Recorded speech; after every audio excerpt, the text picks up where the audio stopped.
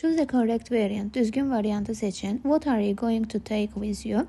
Birinci nöqtələrdən sonra isim olmadığı üçün biz else seçə bilərik. Çünki else-dən sonra isim tələb olunmur. Ancaq more isimlə istifadə olunduğu üçün düzgün deyil. Həmçinin sual sözlərindən sonra isim varsa az, yoxdursa else istifadə etmiş oluruq.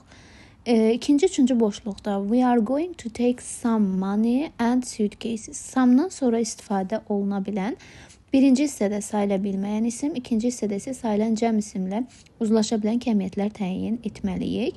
A variantına diqqət etsək, some more money and a little suitcases ifadəsinə görə yanlışdır. Çünki a little'dan sonra sayılan cəm isim istifadə edə bilmirik.